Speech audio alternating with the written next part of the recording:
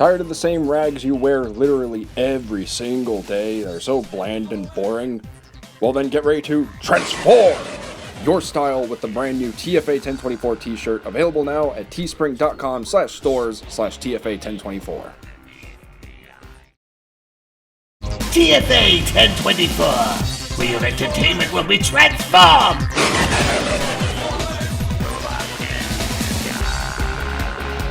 Transformers into universal war! That never stops! Who will win? Decepticons or Autobots? It's a universal war! That never stops! Who will win? Decepticons or Autobots? The battle rages on, it's war for Cybertron! Well, weep, Grognall, weep, Ninny Bong, my fellow addicts. This is TFA 1024, the Transformers Addict, coming to you with yet another TFA review. And it's been about a month since the last one, which I do apologize about that, but with everything going on, I haven't exactly been feeling like making content, nor have I been able to. I'll make an update video about that at some point later on. But I'm back, and I'm ready to get back into the fray with some early access type stuff. So today, here we have a video review for the Transformers Generations Selects number 12 War for Cybertron Trilogy Earthrise Greasepit. So yeah, if you guys have not been paying attention to the Transformers news, Greasepit and Exhaust were both fully leaked via a eBay listing, and I just happened to have partake on the spoils. And I'm very happy about that too. Because honestly, I did not think I'd be able to do another early access review for a very, very long time. And lo and behold, here we are. And what better way to start off than with a transforming gas station? That's just exactly what it is. Now, for those of you who don't know, Greasepit originally back in Generation 1 around 1988-ish, I think, correct me in the comments if I'm wrong, feel free, I really don't mind. If anything, I want to learn. Was originally just a little Micromaster monster truck, part of the Decepticon squad. Decepticon Motor Squad, I think? I don't know. But I do know that he also did have a base. I believe they all had bases. So they took that original character, redid it, remodernized it, reinvented it, and made him into a Ironworks repaint, but also gave him the name Greasepit. And again, transformed him into a gas station, because Super Gasoline Z-1. Pretty much all the indication you need. Greasepit entirely throws subtlety out of the window, completely going away from Ironworks' traditional industrial heavy metal, gunmetal gray type color scheme, to a more light, vibrant blue with the same yellow that he also shares with Ironworks. I also really like the detail that the Super Gasoline Z-1 is actually a sticker to kind of give it that old Generation 1 aesthetic. Another thing I can definitely come to appreciate with the Greasepit compared to that of Ironworks, even though they're basically the same, I really like the idea that it's just a transforming gas station. That's also a Decepticon. But really, I like that they actually made like molded gas pumps as well as used the rear end of his gun to hold the base mode. And what I mean by that is, like, it's actually a support, and I just think that's ingenious. Oh, and for size comparison, I think this is the only one that's needed. Now, despite this only being one of his many modes, I can definitely say, at first glance, you may think, yeah, this guy's kind of boring, he's just a gas station that transforms into a giant robot. And that may not be your cup of tea, but I can definitely guarantee you there is a lot more to Greasepit than meets the eye. Because this guy comes with at least, I want to say, probably 4 more modes. And what I mean by that is he comes with a docking station mode, an artillery mode, a robot mode, and a modulator armor system type mode for any other War for Cybertron trilogy figure. So, normally I would do stop motion transformations, but we're going to do some fast-paced transformation to preserve time. Because I haven't done any of this with Ironworks yet, so here we go, onto his artillery mode.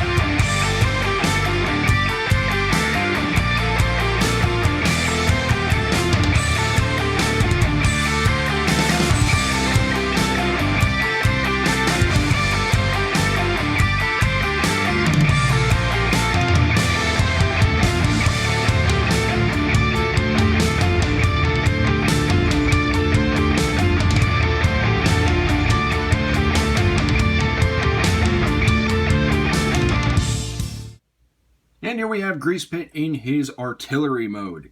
At least that's what I'm calling it, because I can't think of anything else to call this. But it basically looks like a gun station type deal, so that's what I'm going with.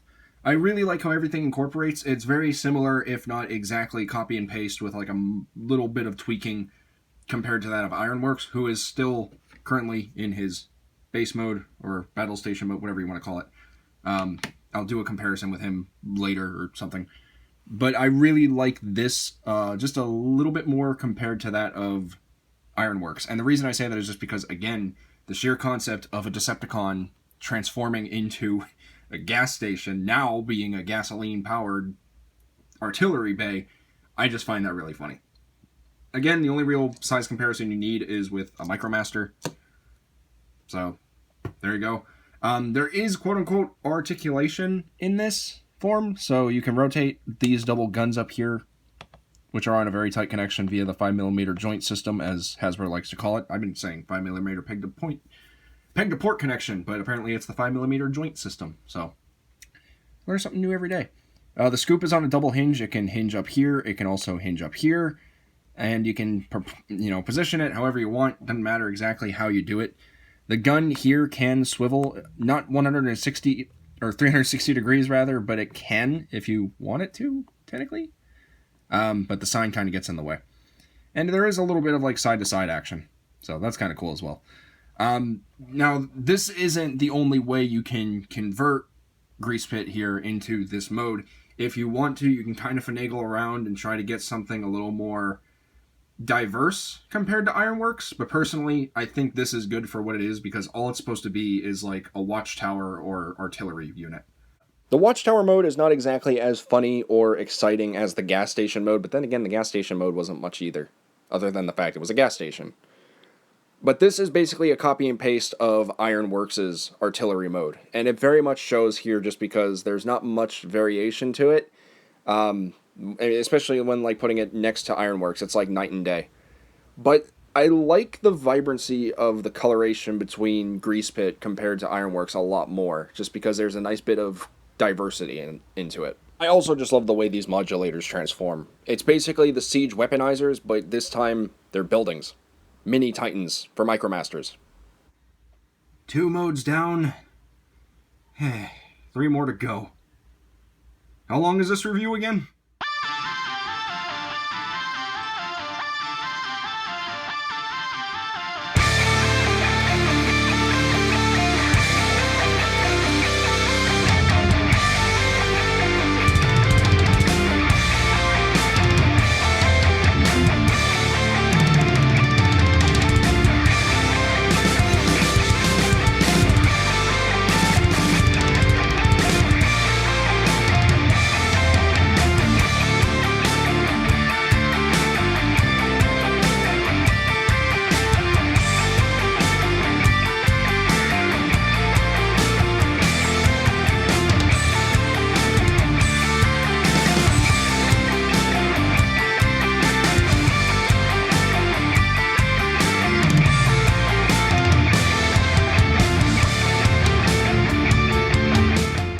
We have Greasepit in his air dock mode.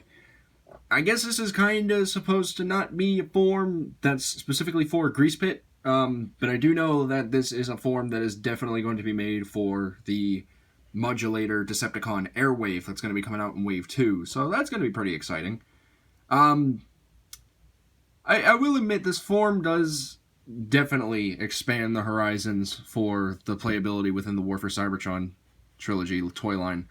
I just don't think it's made for Greasepit. I think Greasepit should stay with the more, ground-based type deal. I mean, you could easily use your imagination and be like, okay, well, this is a ramp I could drive up to, stop up here, get a power-up or something, get some gasoline. You got, like, little, I don't even know what to really call these. You could maybe, like, oversized solders of some kind, like welders? I don't know. What I do know is this thing is floppy. I really wish, I mean, some parts aren't floppy, but I really wish with the whole airlock system that the connection was a lot tighter than what it's led to believe, because the only tightness I have on this figure, and you saw it during the transformation, was this part connecting with this port right here, and that was a pain in the butt to try to get in. I did it, luckily, obviously, but it was still pretty difficult to do. There's not much else I can say about this mode other than it's cool, it works for what it's supposed to do, but it personally, in my personal opinion, does not fit Greasepit. So with that said, let's move on to his armor up system, or his modulator mode.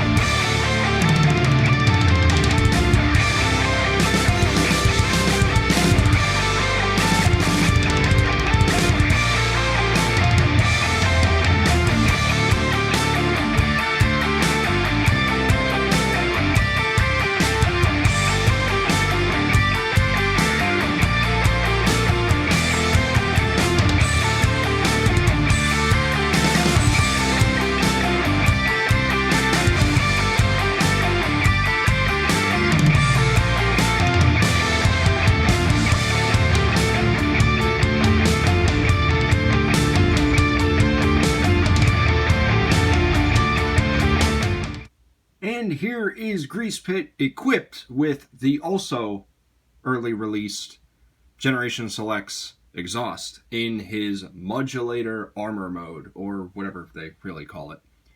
And as you can see, I kind of did a little bit of a difference compared to that of Ironworks' configuration. I still did the basic essentials, the feet. The only thing I really did differently is the shield, because I don't like it how it just kind of protrudes upward past his head. If it's going to be a shield, it might as well be covering your whole side. So now he has a nice bit of armor on him, and he looks pretty cool, honestly, in this mode. The vibrant blue with the yellow actually kind of contrasts compared to that of exhaust here. But honestly, if you did this with, like, say, Thundercracker or another blue Deluxe class figure, even another modulator like Airwave, I guarantee you it would look a lot better. But this isn't too bad. This isn't horrible, but it's not great either, if you can catch my drift. But yeah, this mode is honestly really cool. I love, absolutely love, when Transformers get, like, power-ups. Like, one of my favorites, Jet Convoy or Jet Optimus from Transformers Armada. I loved that power-up, and this kind of gives me that kind of vibe, just two different characters I just didn't really care about, but now I actually do, because I own their figures, and they're honestly really cool. So yeah, this mode is definitely a lot of fun. I mean, there's definitely a lot of creativity you can have with it as well. I mean, you can put guns right here in these portholes. You can add a gun right up here so you can actually have, like, another shoulder cannon. In fact, so yeah, you can technically have a cannon just like Wheeljack. So you can do that if you really want to. You can even take the siege guys and the weaponizers and power dashers and, like, make this amalgamation of, like, a weaponized combiner of some kind. I just love this type of playability. It's a lot of fun. You can get so many different things out of it, and any result that you get is either going to be completely awesome, completely ridiculous, or just downright amazing. So now that we're done with all of his other modes, thank God, let's go ahead and get Greasepit from looking like this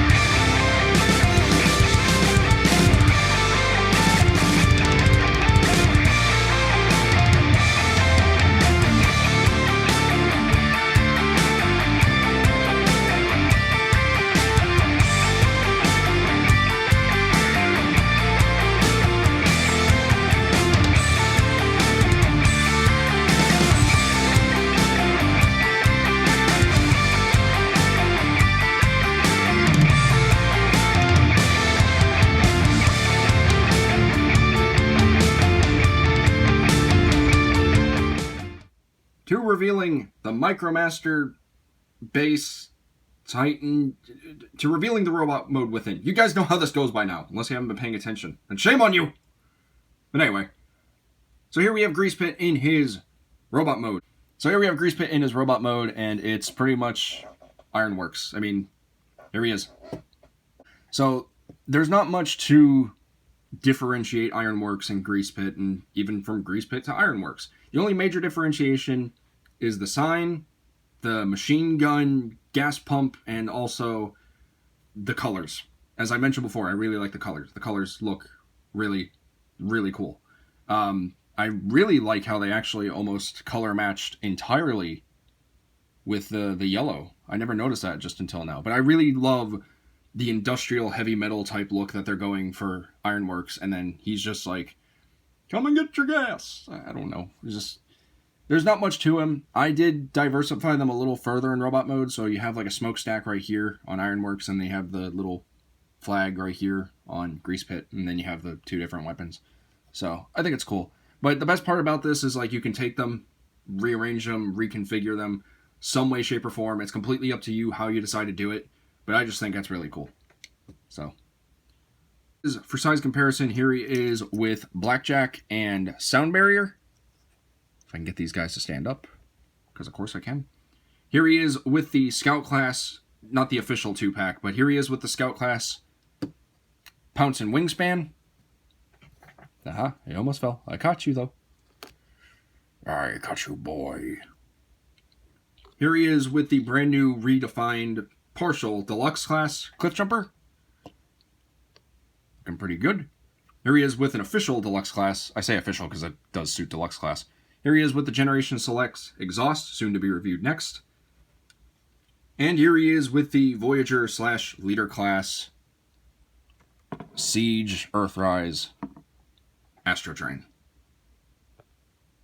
And I think it looks pretty good. The scale is obviously a little bit all over the place, and with all the different sizes, different vehicle modes, animal modes, whatever the case may be, scale in Transformers is not going to be something of a reality.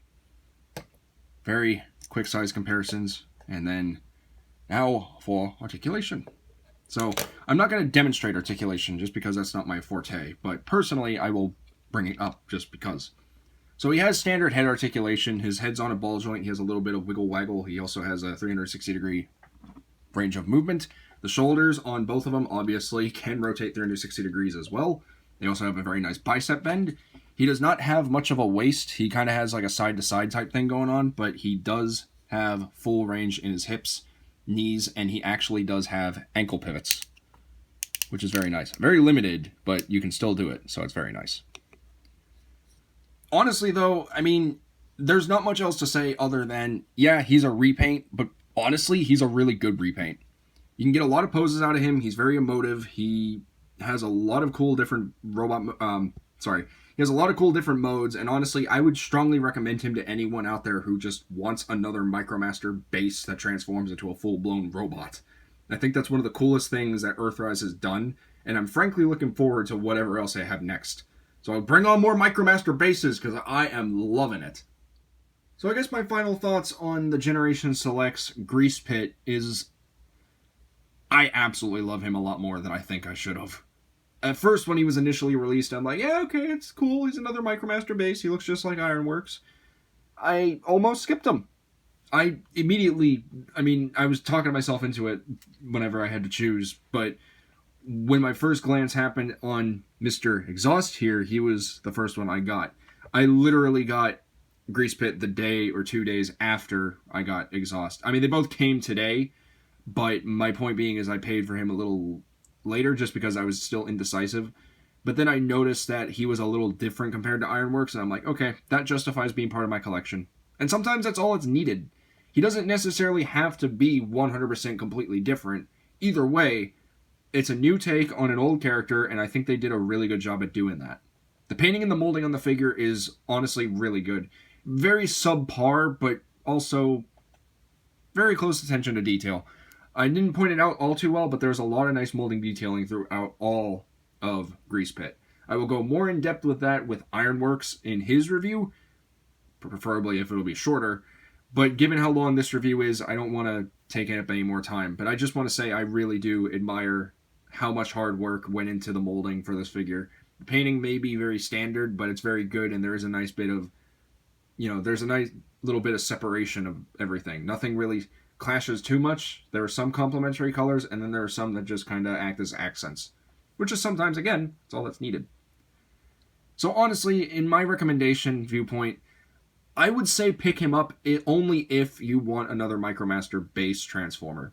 Because, again, Earthrise doing that was just such a cool concept to bring back Micromaster bases after 35 years of being absent from Transformers in general. And I just think it's a really neat way to bring him back into a modern light.